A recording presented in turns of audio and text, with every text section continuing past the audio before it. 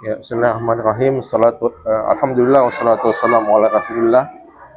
Eh, ya, sedikit tambahan, eh, golongan yang pertama tadi, yang mengatakan bahwa Al-Quran itu tidak bisa sembarang ditafsirkan, hanya boleh ditafsirkan oleh Nabi SAW, oleh sahabat, dan kita hanya boleh mengikuti itu, tidak boleh mengikuti selain itu. Mereka mengatakan bahwa orang yang menafsirkan Al-Quran secara bebas itu adalah orang yang disesatkan oleh Al-Quran. Apa dalilnya? Katanya dalam surah Al-Baqarah ayat 26. Di situ Allah Subhanahu wa taala berfirman, A'udzubillahi minasyaitonirrajim, yudillu bihi katsiran wa yahdi bihi katsiran.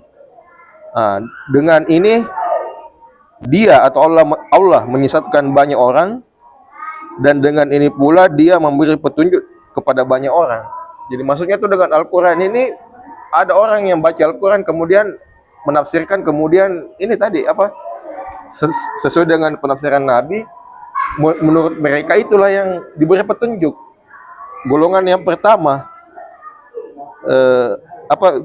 golongan yang kedua, wa yahdi bihi katsiran. Tapi golongan yang menerjemahkan bebas, katanya itu golongan yang disesatkan, yudillu bihi katsiran itu.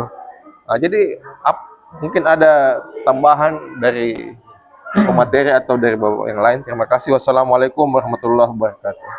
Assalamualaikum warahmatullahi wabarakatuh.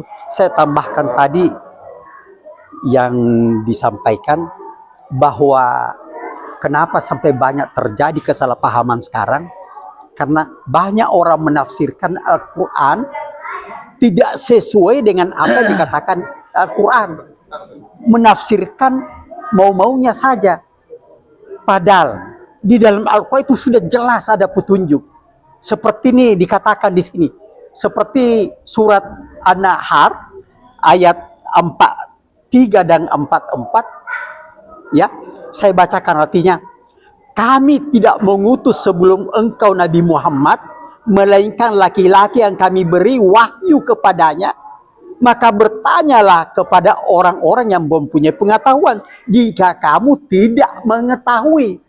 Jadi maksudnya itu, kalau ada satu ayat yang kita tidak tahu, jangan kita tafsirkan sendiri. Kalau kita tafsirkan sendiri, itulah sampai terjadi kesalahpahaman. Karena di dalam Al-Quran itu banyak terdapat bahasa perumpamaan, bahasa simbolik. Apa yang kita baca, tetapi kalau kita artikan, itu lain maksudnya. Ini kan kata-kata Allah yang dalam Al-Quran itu, bahasa Allah. Memang bahasa Arab, tapi bahasa Allah. Nah, seperti di sini. Untuk di sini sudah jelas, kami tidak mengutus sebelum engkau Nabi Muhammad, melainkan laki-laki yang kami beri wahyu kepadanya. Maka bertanyalah kepada orang-orang yang mempunyai pengetahuan, jangan kamu tidak mengetahui. Ini siapa yang dimaksud? Inilah yang dimaksud dengan Nabi Isa. Nabi Isa itu dia berjalan, dia diberikan berupa mukjizat, diberi petunjuk, diberi wahyu oleh Allah.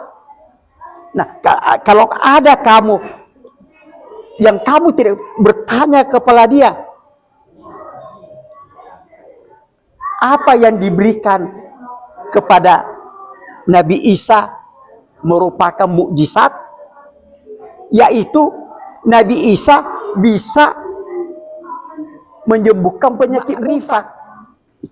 Ini maksudnya itu, dia bisa menyembuhkan penyakit buta.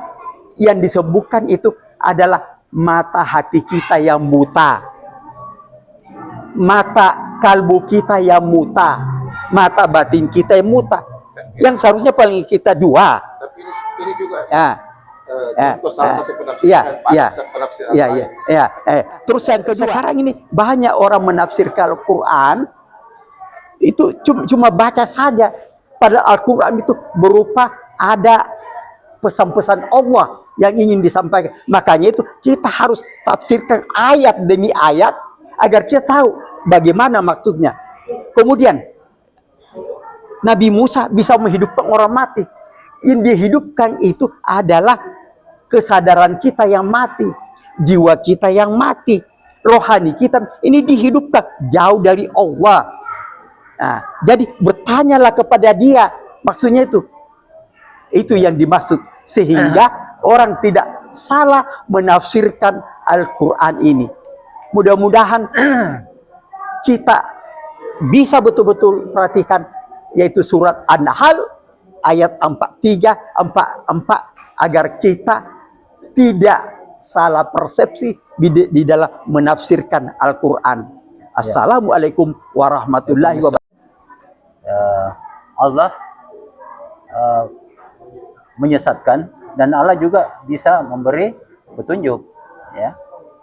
Yang jelas bahwa menurut saya Allah itu pengasih penyayang, ya, dan tidak pilih kasih. Dia beri kasih kepada semua hambanya, ya. Jadi kalau Allah memberi ganjaran, itu bukan berarti bahwa Allah itu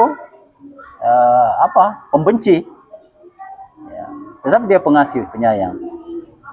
Sesuatu yang kita dapat dari ada kesalahan misalnya, itu akibat perbuatan manusia itu sendiri sebenarnya, ya. Jadi Allah tidak menghakimi kecuali apa yang telah kita lakukan. Nah, itu, ya. Dan prinsip yang tadi saya bilang bahwa pengasih penyayang. Dan jadi Allah memberi kasih sayang kepada manusia, ya. Jadi kalau ada yang dibenci ataupun dimurkai, itu akibat dari perbuatannya sendiri. Nah, itu menurut saya, ya. Ya, jadi kaitan dengan judul tadi bahwa Allah itu tidak bisa kita lihat dengan mata kepala. Tapi Allah Subhanahu wa taala di dalam Al-Qur'an ini banyak menjelaskan tentang kekuasaannya. Ya, contoh-contoh kekuasaannya. Ya. Misalnya saja bagaimana bumi berputar, matahari ada, ya, dan segala macam. Ini sangat filosofis sebenarnya, ya. Di dalam surat Yasin itu ada dikatakan las-samsu yang bagilah antudrikal qamara walal lailu sabiqun nahari wa kullun fi falakin yasbahun, ya. Tidaklah mungkin matahari itu mendahului bulan. Nah, dan tidak mungkin juga bulan mendapatkan matahari. Ini satu kalimat yang luar biasa, ya. Jadi indah sekali, ya, menunjukkan bahwa Allah mengatur semuanya itu untuk kepentingan manusia. Nah, itu, ya. Tambah sedikit dalam rangka penutup. Saya kira begitu sedikit dari kami dalam kajian ini. Mudah-mudahan ada manfaatnya. Saya akhiri dengan mengucapkan alhamdulillahirabbil alamin. Assalamualaikum warahmatullahi wabarakatuh. Salam.